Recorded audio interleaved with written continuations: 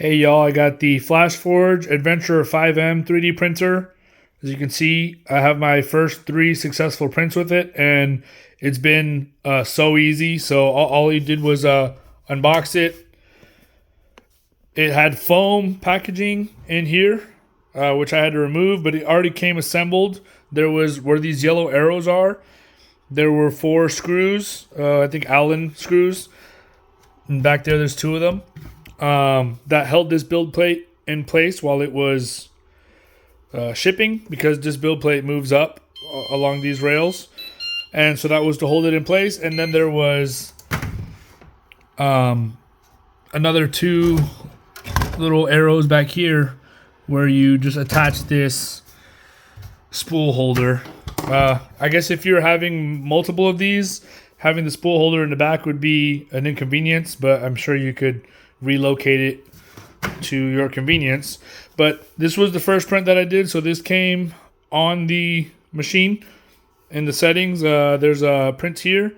These are some that came with it, and then I have a USB flash drive in here, but when I go to print from the USB flash drive, it just downloads the actual file to the device. So I'm assuming if your flash drive gets disconnected, it won't interrupt your print. So I printed this, which came with it. It's a little bit different than the other benches that I have. And this was also the filament that came with it, the shiny filament. So this isn't it only came with a very small amount. And then I printed this Iron Patriot helmet. So this is it's not full size, unfortunately, so I can't wear it. It's 0.8 or 80% scale of the full size. So it printed in this orientation, and so there's supports in there. This part has to be sanded a little bit, and then since it printed upwards, the dome at the top has a little bit of spiraling on the print. And also you can see it's not translucent, but you can see the support inside there, maybe because this top layer is just so thin. But it's really cool helmet, really cool looking helmet. This printed, like I said, I opened it from the box, and I printed that benchy. It does the auto leveling in here. I don't know if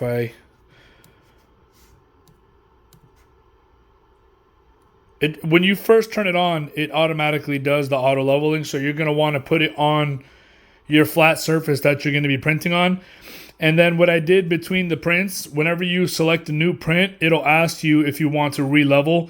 So just because this was like a 14.5-hour print, I think this was a 13.5-hour print or 12.5-hour print. So just because there were such long prints, I don't think it had to be leveled between each print, but I figured it does the leveling by itself. So there's no, like on the bed slinger that I had before, you had these knobs at the bottom that you would have to put the piece of paper and use the knobs to level it. But this one, it's fully auto leveling. So you just press the leveling button and it does everything itself. So what I was having issues with the Neptune was I was just having user error on the figuring out how to do the leveling. And from what I've read online, people say it takes a couple weeks of trial and error for you to figure it out. But for me, I just wanted to enjoy printing and not have to be finagling with the figuring out how to make the printer work so much all the time. So that's just a level of experience thing. But this was just very plug and play. It was literally plug and play. So I plugged it in. It did the leveling by itself. And then I printed the benchy. And then this was my very first print, which I said 15 hours. Well, technically my second print after the benchy. So this is my third print. As soon as I finished printing that one, I put this one in there. So this is the helmet from the Gladiator movie, which is one of my favorite movies. So this helmet is just badass in the movie. So let's see if we can zoom out a little bit here so it's not so close. Adjust my camera a bit. All right, there we go. So you can see they have that spiraling again on the top. And then also here where the eyebrows kind of came over, it kind of, I don't know how to explain the terms because I'm not super, unfortunately, maybe it's not bright enough to be getting a good quality image of what's going on with that. But let's just pull some of these supports off. come off easy enough. Yeah, and this helmet, I couldn't get the 0.8 scale. So this is like 0.77 technically.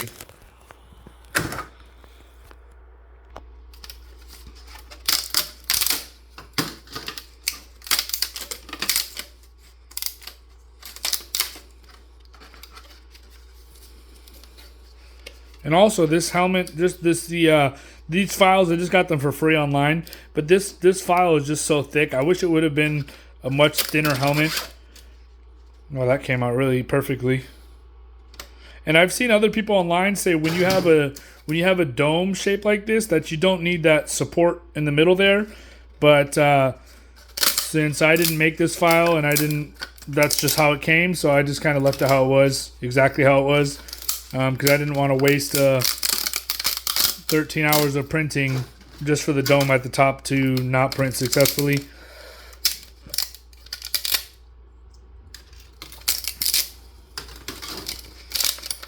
But yeah, I like this printer a lot. It's very plug and play. If you're looking for something plug and play, the print volume for me is not big enough. So I'm basically going to buy something that is a Core XY like this with the fully auto leveling feature, because I feel like that for me is worth the extra money that I'm going to have to pay for that type of feature. But I just want to take all my own user error issues out of it and just have this thing just work. So I'm going to pay more for that. But yeah, I'm just going to get one with a bigger print volume, which I think I was looking at. There's one from QIDI. I don't know how to pronounce that. But QIDI, they have one that's big, like, I don't want to say twice as big print volume, but it's like 300 by 300 by 300 or something like that. And it has the fully auto leveling. I feel like I'm going to destroy this right now. Yeah, this helmet's so sick in the movie. I wish I could wear this. That's why I just want to get a bigger printer. So I can because I know I can print them in pieces and then glue them together, but I'm just literally trying to make this as least amount of like, I guess, labor intensive as possible. So like if I have to sand some things down, that's fine, but I don't want to be, oh, there's a nose bridge there, okay. I don't want to be having to glue it and all that and glue individual pieces together.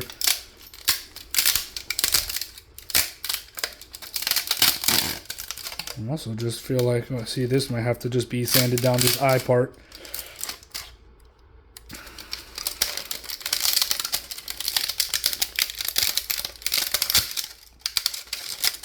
Yeah, definitely. I'll have to. Oh, maybe they'll come out. Yeah, it's such a sick helmet though. The Iron Patriot is really sick too. I like the Iron Patriot suit actually more than the Iron Man 1 suit and Iron Man 2 suit. So I'm gonna try to make a full-size Iron Patriot. These supports are really. What if I just show it from this side? It looks like it's almost. The supports are still on the other side, but yeah, this is a badass helmet. And like I said, this is a very small scale. So I have a, here, let me see. I have like a head, torso head over here from a craft store. But you can see sort of, it's just a little too small. So if I get a bigger printer, and if I do, obviously I'll print the faceplate separately so you can take that part out. But I'll just print this whole thing in one piece, which is my intention. So I'm very happy with this printer, though. It's amazingly just plug and play. If you want something that's just plug and play without any kind of finagling, this Flashforge Adventurer 5M is doing that for me.